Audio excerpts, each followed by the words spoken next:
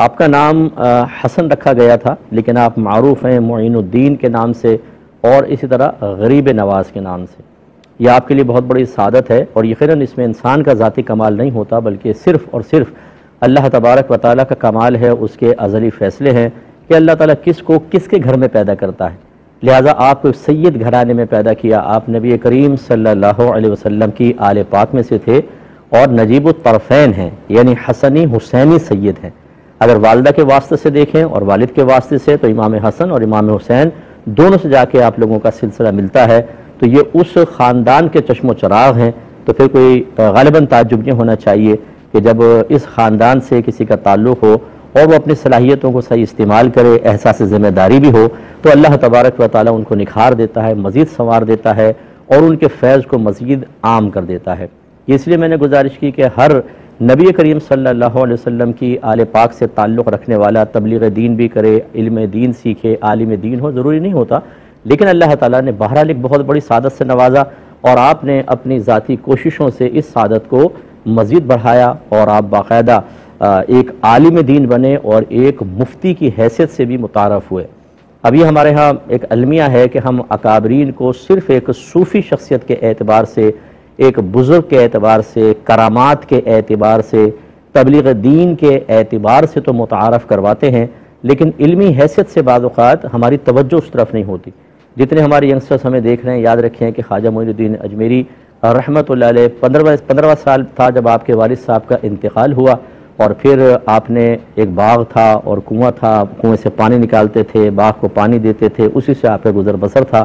اور پھر ایسے پے در پہ واقعات ہوئے کہ آپ کو اللہ تبارک و تعالیٰ کی طرف سے علم دین سیکھنے کی طرف اشارہ ہوا اور آپ نے باقاعدہ ہجرت کی، باقاعدہ عالم دین بنے،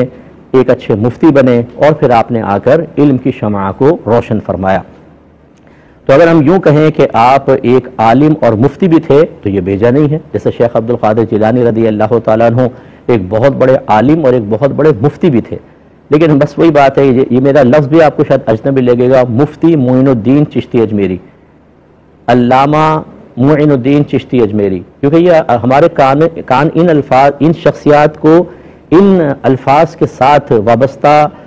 یا منسوب کرتے ہوئے اجنبی سی محسوس کرتے ہیں، مانوس نہیں ہے، لیکن یہ بہت بڑے عالم اور مفتی تھے اور آپ نے تبلیغ دین کا فریضہ سر انجام دیا، اور آپ کو باقاعدہ مدینہ منورہ میں نبی کریم صلی اللہ علیہ وسلم کی طرف سے حکم ارشاد ہوا، جو میں شارٹ کر کے بتا رہا ہوں کیونکہ وقت بہت قلیل ہے، کہ آپ انڈیا جائیں، ہندوستان جائیں، اور وہاں پہ کفر بہت عام ہے، اور آپ وہاں جا کر تبلیغ دین کریں، اور پھر آپ یہاں تشریف لائے، اور بعض روایات کے مطابق آپ نے تقریباً 90 لاکھ لوگوں کو مسلمان کیا ہے، 90 لاکھ، اس زمانے کی کاؤنٹنگ ہے۔ اس زمانے میں اگر آپ کاؤنٹنگ کریں تو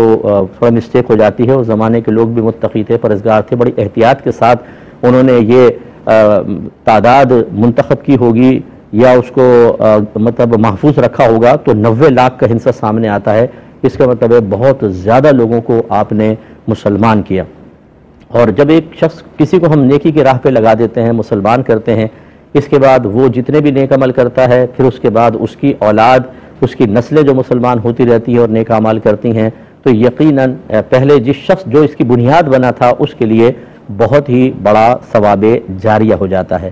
آپ کو معین الدین کہا جاتا تھا، معین کہتے ہیں مددگار کو، چونکہ آپ دین کے سلسلے میں بے حد مددگار ثابت ہوئے اور آپ نے اسلام کی زبردست شمع ہندوستان میں روشن فرمائی، تو اس وجہ سے آپ کو معین الدین کا لقب بھی ملا، اور آپ غریب نواز کے لقب سے بھی معروف ہوئے۔ غریب نواز کا مطلب ہوتا ہے غریبوں کو نوازنے والا۔ اور یہ یاد رکھیں کہ جب اس قسم کے القابات کسی بزرگ کے لیے استعمال کیے جاتے ہیں تو وہ کوئی اللہ کے مقابل نہیں ہوتے، حقیقتاً غریب نواز تو میرے رب کی ذات ہے کہ وہ غریبوں کو نوازنے والا ہے، وہ امیروں کو بھی دیتا ہے، ہر ایک کو دیتا ہے۔ تو بعض اوقات ایسا ذہن کے اندر ایک وسوسہ آ جاتا ہے کہ غریب نواز تو اللہ تعالیٰ ہے، کھلانے والا تو اللہ ہے، تو پھر ایک بزرگ کے لیے لفظ کیوں استعمال کیا گیا؟ تو تھوڑی سی بس اس کے ایک وسوسے کی دوری کے لیے چند باتیں عرض کرتا ہوں۔ کئی مرتبہ ایسا ہوا، اور یہ تمام حضرات جو علم سے وابستہ ہیں یا کسی بھی اسکول آف تھاٹ سے تعلق رکھتے ہیں، وہ یہ حدیثیں پڑھتے ہیں بخاری میں، مسلم میں، کہ بعد اوقات جب نبی کریم صلی اللہ علیہ وسلم نے صحابہ کرام سے کوئی سوال کیا تو انہوں نے جواب میں کہا اللہ ورسولہ اعلم، اللہ اور اس کے رسول زیادہ جانتے ہیں۔ ایک لفظ ہوتا ہے عالم، ایک ہوتا ہے اعلم، الف عین لام میم، اعلم ایک عالم ہوتا ہے، عالم کا مطلب جاننے والا، اور اعلم کا مطلب ہوتا ہے دوسروں کے مقابلے میں زیادہ جاننے والا۔ تو صحابہ کرام علیہم رضوان نے جب نبی کریم صلی اللہ علیہ وسلم کے سامنے عاجزی کا اظہار کرنا چاہا تو اس طرح کے الفاظ سے اللہ ورسولہ اعلم، اللہ بھی خوب جانتا ہے، اللہ بھی دوسروں کے مقابلے میں زیادہ جانتا ہے، رسول بھی جانتے ہیں۔ اور یہاں پر نبی کریم نے کبھی ہم نے نہیں دیکھا کہ سرکار نے جواب میں کہا ہو کہ نہیں اللہ اعلم وانا عالم، اللہ زیادہ جاننے والا ہے، میں تو صرف ایک عالم ہوں، تھوڑا علم رکھتا ہوں، نہیں، سرکار خاموش رہے۔ اس کا مطلب یہ ہوا کہ جب میرے آقا صلی اللہ علیہ وسلم نے عالم کے معاملے میں اپنا اور اللہ تعالیٰ کا ذکر ایک ساتھ سنا تو آپ نے اس کو صحیح معانی پر اور ان کے صحیح مقصد پر محمول کیا۔ سرکار نے کفر کا فتویٰ نہیں لگایا، آپ نے شرک کا فتویٰ نہیں لگایا، صحابہ کرام کو تجدید ایمان نہیں کروایا۔ اب آپ اندازہ کریں، اللہ بھی زیادہ جانتا ہے، رسول بھی، صحابہ نے تو بالکل برابر ذکر کیا، تو کیوں نہیں اس پہ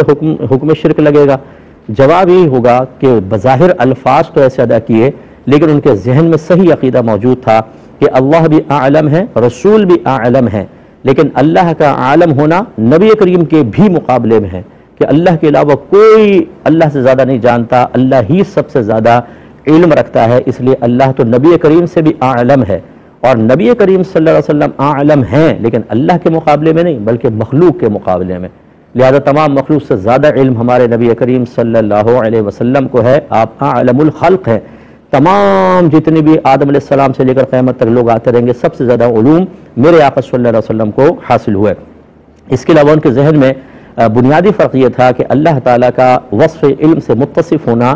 ذاتی اعتبار سے اسے کسی نے نہیں دیا، نبی کریم کو اللہ نے عطا کیا۔ اللہ تبارک و تعالیٰ کا علم قدیم ہے، یعنی ہمیشہ سے اللہ کے ساتھ ہے، نبی کریم کا حادث ہے، یعنی پہلے نہیں تھا پھر اللہ تعالیٰ نے عطا فرمایا۔ اللہ تعالیٰ کا لا محدود، نبی کریم صلی اللہ علیہ وسلم کا محدود، اللہ تعالیٰ کا غیر فانی، اور نبی کریم صلی اللہ علیہ وسلم کے علم مبارکہ پر فنا کا واقع ہونا ممکن ہے، اگرچہ فی الواقع ایسا نہیں ہوگا، کیونکہ اللہ تعالیٰ نے خود قرآن میں فرمایا وَلَلْآخِرَةُ خَيْرٌ لَكَ مِنَ الْأُولَىٰ، اے حبیب کریم ہر آنے والی گھڑی آپ کے لیے پہلی گھڑی سے افضل ہے۔ اس کا مطلب یہ ہوا کہ جب صحابہ کرام نے اعلم کے ساتھ اللہ اس کے رسول کا ایک ساتھ ذکر کیا تو حکم کیوں نہیں لگا شرک کا؟ اس لیے کہ ان کا مقصد درست تھا۔ تو پس اسی طرح جب کوئی مسلمان یہ کہتا ہے خواجہ غریب نواز، تو اس کا مطلب یہ نہیں ہوتا کہ وہ اللہ کے مقابلے میں کہہ رہا ہے، بلکہ وہ تو وصف ذکر کرنا چاہتے ہیں کہ خواجہ صاحب جو تھے غریبوں کو نوازنے والے تھے اور اللہ کی عطا سے نوازنے والے تھے۔ اللہ تعالیٰ اگر آپ کو نہ نوازتا آپ آگے نہ نوازتے، اللہ تبارک و تعالیٰ نے آپ کو عطا فرمایا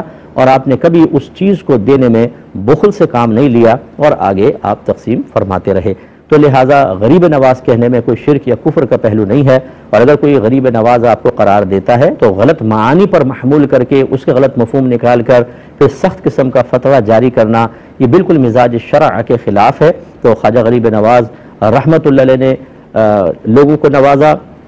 اور آپ نے تبلیغ دین کی اور ساری زندگی اس کے لیے وقف کر دی، اور اس کے لیے آپ نے بہت بڑی بڑی قربانیاں دیں۔ ہمیں بھی اس بات پر غور و تفکر کرنا چاہیے کہ ہم جب بزرگان دین کا تذکرہ کرتے ہیں، ان کے لیے ایصال ثواب کرتے ہیں، دعائیں کرتے ہیں، ان سے حسن عقیدت قائم رکھتے ہیں، تو پھر اس کے ساتھ ساتھ ان کے نقش قدم پر بھی چلنا چاہیے، ان کی تعلیمات کو اپنانا چاہیے، ان کی سوانح حیات پڑھیں، ان کی سیرت کو پڑھیں اور ان کے کردار اور اخلاق کو دیکھیں، اور اس کی روشنی میں اپنی سیرت، اخلاق اور کردار کو سنوارنے کی کوشش کریں۔ یہ ہماری ہمیشہ ہونی چاہیے۔